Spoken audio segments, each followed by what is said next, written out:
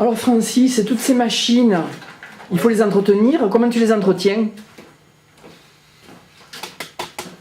Ça demande très peu d'entretien. Dans la tour, on remet un petit peu d'huile de temps en temps là, pour les paliers. Parce que c'est un vieux tour avec des demi-paliers en bronze. Il n'y a pas de roulement à billes. Voilà, il y a juste un bain d'huile par là, c'est tout. Aucun entretien. La scie à ruban, il faut tenir les lames affûtées, c'est tout. Hein. Voilà. Bien. Les mèches, il faut les affûter aussi, de temps en temps. Et les outils qui coupent, les gouges, le bédane, il faut que ça coupe toujours très bien. Un bon artisan a des bons outils. Disons que ça aide. Il y a plusieurs profils de mèches, effectivement. Ici, nous avons ce qu'on appelle une langue d'aspic, hélicoïdale. Et ici, la mèche, la cuillère. Voilà. Les trois peuvent servir pour percer le bois en long. Mais il y a quand même un désavantage avec la mèche cuillère. C'est quoi comme matière? C'est de l'acier. De l'acier. Bien. En fait, c'est surtout ça qui nous intéresse. Cette série d'alésoirs coniques qui permettent de donner à la perce de l'instrument, comme vient de sortir du tour, qui est donc une perce cylindrique, pour le transformer en perce conique. Du cylindre, on passe à un cône. Oui. C'est pour le son. C'est surtout pour la justesse. Voilà. Bien. Donc chaque instrument a le cône qui lui convient et c'est à nous, facteurs d'instrument, d'apprendre à le déterminer. Alors un facteur d'instrument, comme tu te qualifies, qu'est-ce que c'est exactement un facteur d'instrument? Facteur, c'est celui qui fabrique. Comme on dit, facteur d'orgue, notamment. Voilà. Il existe un terme propre aux facteurs d'instruments à cordes, qu'on appelle des luthiers, mais il n'existe pas de terme spécifique pour les autres facteurs d'instruments. Alors on dit facteur de ce qu'on fabrique. Facteur de clavecin, facteur d'instrument. Enfin, que je pourrais améliorer. Ah oui, ça y est, je sais. Il me faudrait une mini fraiseuse. Ça servirait à faire? Qui me ferait gagner du temps pour tailler le bec des flûtes. Le biseau des flûtes. Les décibels, c'est l'intensité du son. On est tous sensibles à l'intensité du son. Mais par contre, il y a une différence de sensibilité aux fréquences sonores. Certaines personnes entendent mieux les aigus, certaines entendent mieux les graves.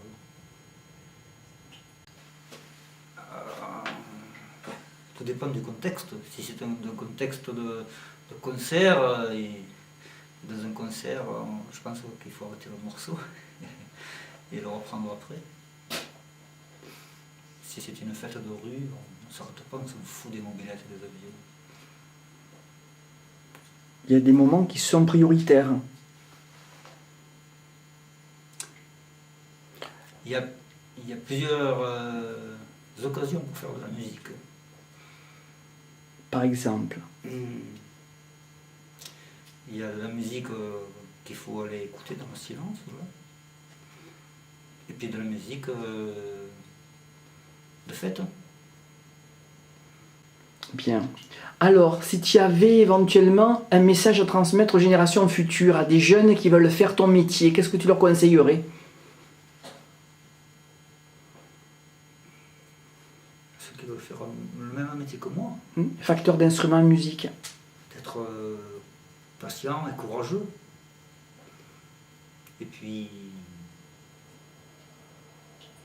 d'écouter les autres. Comment ça se passe une journée pour toi? Une journée, grosso modo?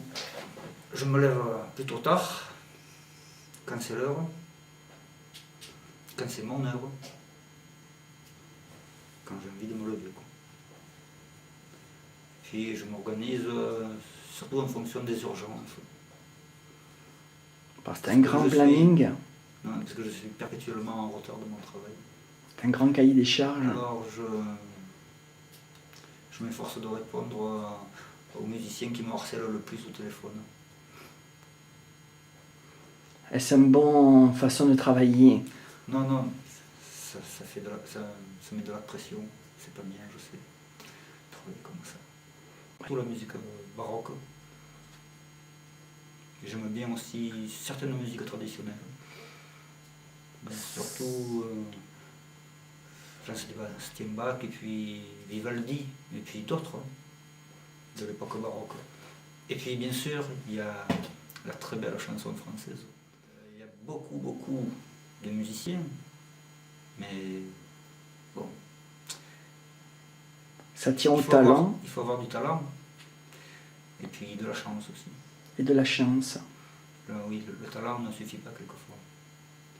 Là, nous avons toute une série de mèches qui servent à percer le bois lorsqu'il tourne, comme nous l'avons vu tout à l'heure. Les diamètres de plus en plus gros me permettent de percer un escalier à l'intérieur de l'instrument, notamment lorsque je fais un hautbois, qui doit avoir une perce très évasée. Et ça simplifie après pour pouvoir passer un alésoir et avoir une perce très élargie, avec un cône très élargi. Et d'autres gouges, ça a d'autres utilités? Il y a les gouges pour tourner le bois, qui servent à découper le bois lorsqu'il tourne. Mais ici, ce ne sont que des mèches, c'est donc pour percer ici. Alors comment ça marche un oiseau? Pour faire ces sons, ces chansons, comment ça fonctionne un oiseau? Je ne sais pas exactement. Avec les cordes vocales, certainement, comme nous. C'est quand même... Et avec l'air qui circule, qui fait vibrer tout ça. Il y a des gens qui font des appos. Oui. Pour reproduire les sons des oiseaux. Oui. En fait, ton métier, un peu de facteur d'instruments avant, musique avant, c'est un peu de faire un peu presque, se rapprocher presque des oiseaux.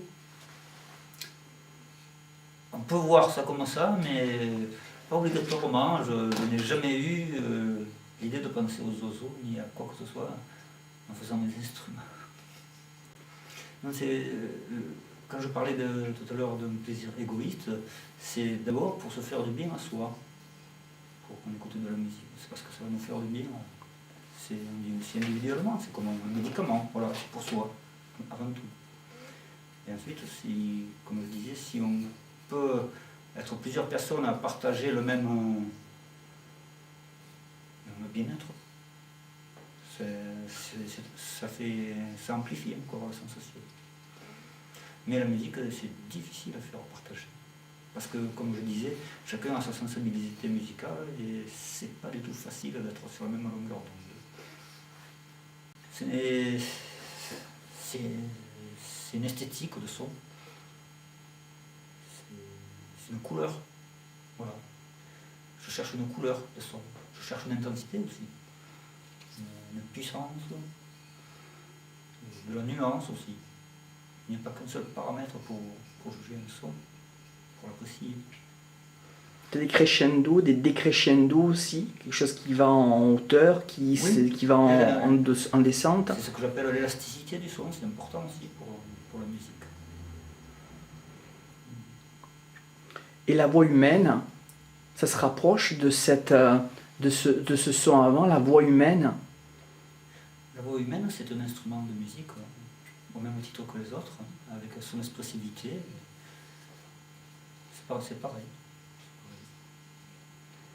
C'est le premier instrument de musique.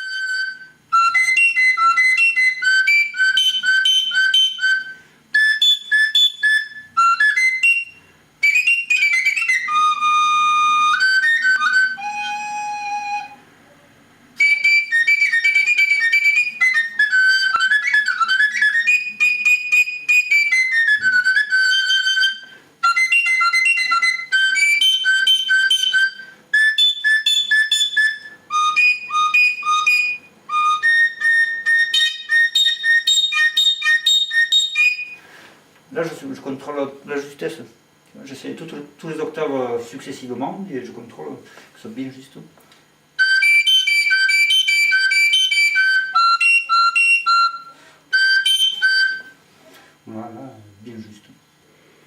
là, Francis, le monsieur qui est venu prendre sa cornemuse, Oui. il a fait le test et alors comment il a trouvé sa cornemuse? Il a trouvé bien réglé. Parce que ça fait des réglages pointus là. Hein. Oui, oui, Là c'était pointu. Hein. oui, oui. Là ça a passé tous les baptêmes du feu. Ouais, mais là, le jour comme ça, je suis content. C'est vrai que c'est spécial là. Là il a essayé, et toi tu l'as joué, tu as joué les morceaux de musique, tu as ta note magique, là, ton Fa, dièse en Fa qui est marché. Ouais. La note altérée qui devait sortir, oui. Et qui sortait très, très juste d'ailleurs. Alors comment tu te sens quand il y a une réussite comme ça? Comment tu te sens? Ah, ça fait du bien. On se dit qu'on n'a pas perdu tout son temps. Que ça servait à quelque chose. Ouais. Ça fait du bien.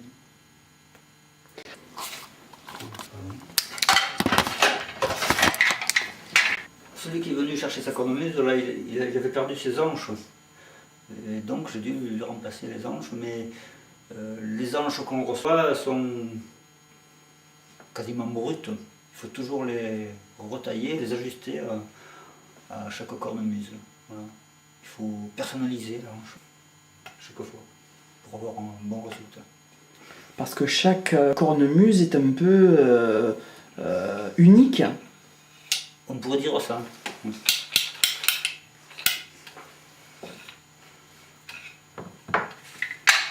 Et chaque ange aussi.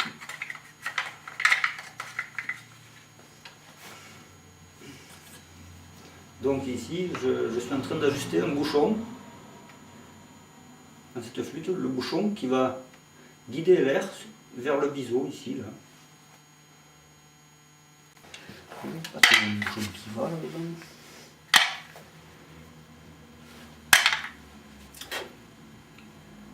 Voilà, on va mettre celui-là, on va dire que c'est le sien. Là les bouchons c'est du buis aussi ou c'est notre bois? Non, c'est du cade. Le cade, c'est une variété de genévrier méditerranéen.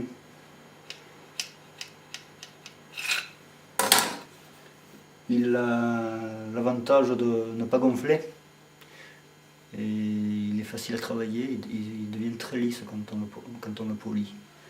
Voilà, c'est ces trois qualités qui font qu'on utilise ce bois-là.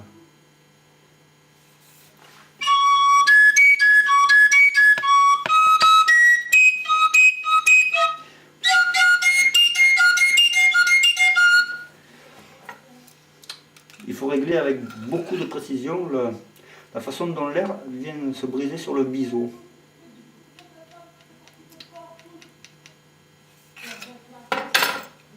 C'est en grande partie ce qui détermine la qualité du son.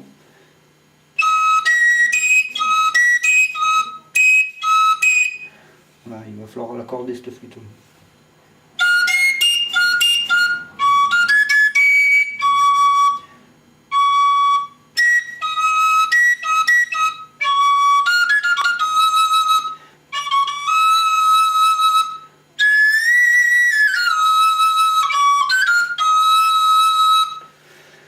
Voilà.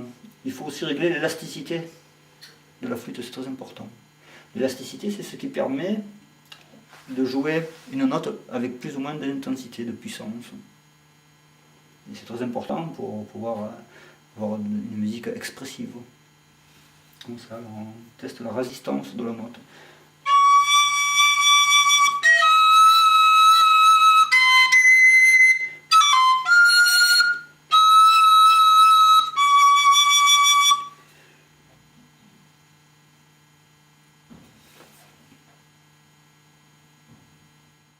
Durée des sons justes, tu crois qu'on peut le trouver sur la Terre? Ça existait déjà. Mais bon, c'est pas ce qui est de plus important. Alors c'est quoi qui est prioritaire et qu'est-ce qui est important finalement, Francis? C'est l'humanité. C'est la vie. C'est ça qui est important.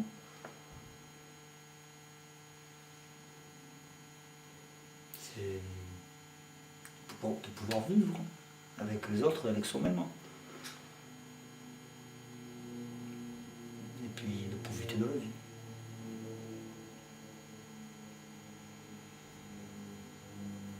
Tu y réussis? Quelquefois. C'est déjà pas mal. Alors Francis, nous étions à Plan d'Orgon. Aujourd'hui nous sommes mardi gras, c'est un peu le jour des fous. Et c'est le 28 février 2006. Alors où est-ce qu'on peut te trouver? Ici. Pour te commander des instruments de musique. Ah, on me trouve ici, à Orgon. Ici. Alors t'es Francis Martineau. Oui, je suis facteur d'instruments de musique avant, Il était localisé où ça exactement? dans le village d'Orgon, À quelle adresse? impasse de la Coupe. T'as un téléphone? Oui. Et 06 89 59 46 28. Ben voilà, s'il y a quelqu'un qui est intéressé par une commande spéciale, il peut te contacter. Oui, bien sûr. Bien, ben merci Francis de nous avoir reçus à Orgon. Voilà. Et on te souhaite une bonne réussite, un bon succès. Merci.